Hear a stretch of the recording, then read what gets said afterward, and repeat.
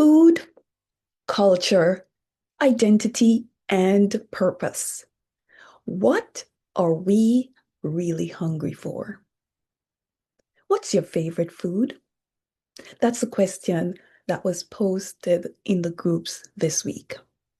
We need not scroll on social media for more than a minute before seeing food reviews with thousands of likes and comments.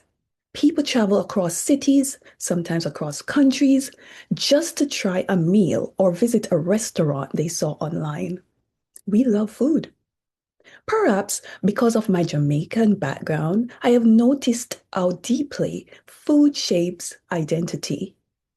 Jamaican food is loved across races, cultures, and nations. Despite cooking at home, many of us seek the Jamaican flavor when we go out. We drive miles for jerk chicken or curried goat with rice and peas. We wait in long lines and spend more than planned. Because food is not just nourishment, it is identity, it is pride, sometimes it is status. Anthropologists have long recognized food as a marker of belonging and cultural meaning.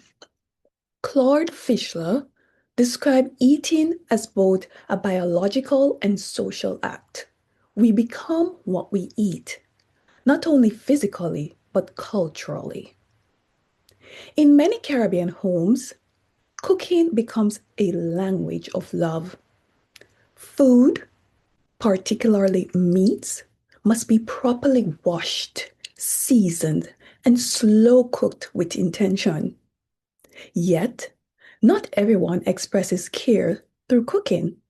Some grow food, some innovate around food, some connect people through conversation, and some simply enjoy sharing meals. So the question becomes, should cultural expectations, even good ones, determine our worth, relationships, or destiny? The journey for what we already have. Last summer, a friend invited me to dinner. I agreed quickly because I was finishing work and needed to eat. I did not ask many questions. Hunger makes us impulsive sometimes. After nearly an hour and a half of traveling and getting lost, I finally arrived. It was a Jamaican restaurant. I remember thinking, all this way for Jamaican food? I love Jamaican food, but many restaurants were closer to home. We traveled further, paid more, and endured inconvenience for something already accessible. The irony stayed with me. The friend I met clearly understood her purpose. She could articulate it beautifully, yet hesitated to step into it while making plans for big moves, new cities, and future dreams that had nothing to do with her purpose. And I wondered, how often do we exhaust ourselves searching far for what is already within reach? Psychological research shows that humans frequently overvalue distant rewards while overlooking present opportunities, a phenomenon known as distance bias. Are we sometimes blind to opportunities that are already available in plain sight? Food as comfort, culture, and connection. Food carries memory. For immigrants, food feels like home. The moment we see a Jamaican restaurant, something inside us relaxes. Finally, real food. Food reconnects us to language, laughter, and belonging.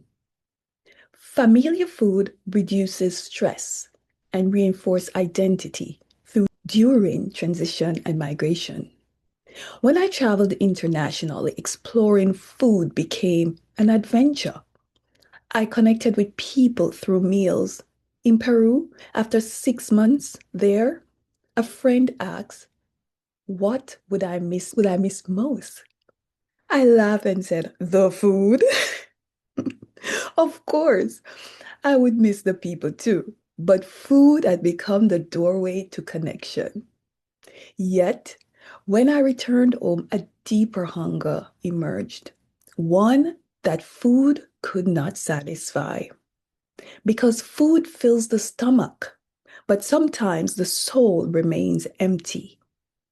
Could our attachment to comfort be masking a deeper spiritual hunger? When food doesn't satisfy. Recently, we visited a neighborhood restaurant and ordered everything the children love: tacos, burgers, wings, fries, onion rings. But my son barely ate. He was quiet. He had missed a school dance he wanted to attend, and suddenly he began to cry. I let him cry. Silence does not always mean peace.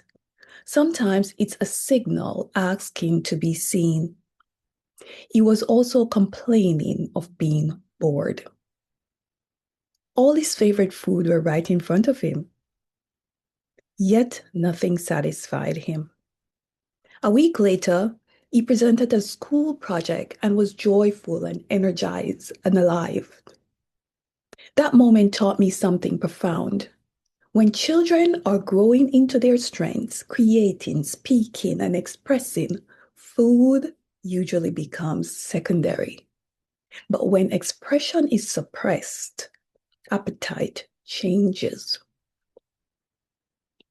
These observations are confirmed by research in developmental psychology that emotional fulfillment strongly influences eating behavior in children. It made me wonder, what if our adult dissatisfaction is not about what we lack externally, but about gifts within us waiting to be expressed? Is our hunger physical, or is it a longing to become who we're created to be? Appetite versus calling. There was a season when I felt constantly hungry. I ate often, yet never felt satisfied. Eventually, I realized I wasn't hungry for food. I was hungry for meaning. Human beings are not only physical. We possess a body, soul, and spirit. We know how to feed our bodies, and some of us know we need to continue learning, but many of us neglect our spiritual hunger. Scripture describes people whose God is their belly. Philippians 3:19. Lives driven by appetite and comfort rather than calling. Food gives immediate satisfaction. Purpose requires faith. Are we feeding temporary appetites while starving eternal purpose? Building, but what and for whom? Many of us pride ourselves on hard work, especially within Caribbean culture. Diligence is honorable. But one realization changed my perspective. We often spend our lives building other people's dreams without a thought about our own. I spoke to an engineer not long ago. He was forced to work after retirement because his savings disappeared, not a fault of his. Another brilliant professor worked tirelessly until his death in his 80s, leaving families struggling behind him. These stories forced me to ask, we work hard, plan financially for retirement, but do we prepare spiritually and psychologically for our purpose? We do not retire from purpose. We continue to grow into it, building legacies for future generations. What are we building, and who ultimately benefits from it? When survival becomes identity. When I first arrived in the US with degrees and experiences, I adopted a survival mindset: find a job. It is the culture. In doing so, I forgot my gifts, strengths, passion, personality, and experiences, and my purpose. Consulting strategy, helping organizations grow from within. That was self-abandonment. At the same time, many small businesses struggled, yet resisted transformation. Survival had become identity. Nations experience this too. Without developing people, financial resources alone cannot produce growth. Development research repeatedly shows human capital, not money, drives sustainable progress. Sometimes our expectations are dismantled for us to rediscover who we are. Not every opportunity is aligned with who we are. Some distractions arrive dressed as opportunity. Have we become so accustomed to surviving that we have forgotten how to live purposefully? What are we really hungry for? The thief comes but to steal, kill, and destroy. I have come that they may have life and that they might have it more abundantly. John 10:10. Could food or our lust for pleasurable things be the enemy that is blocking us from real abundance? Our bellies are full, yet many remain hungry. Maybe we are not searching for food at all. Maybe we're searching for belonging, identity, meaning, purpose, God Himself. Esau traded his birthright for a bowl of soup. Genesis 25:29-34. A permanent inheritance exchange for temporary satisfaction. And perhaps that ancient story is haunting us today. Are we trading calling for comfort, purpose for approval, inheritance for appetite? Food can comfort us temporarily. Culture can ground us, but neither can replace purpose. So maybe the real question is not, what is your favorite food?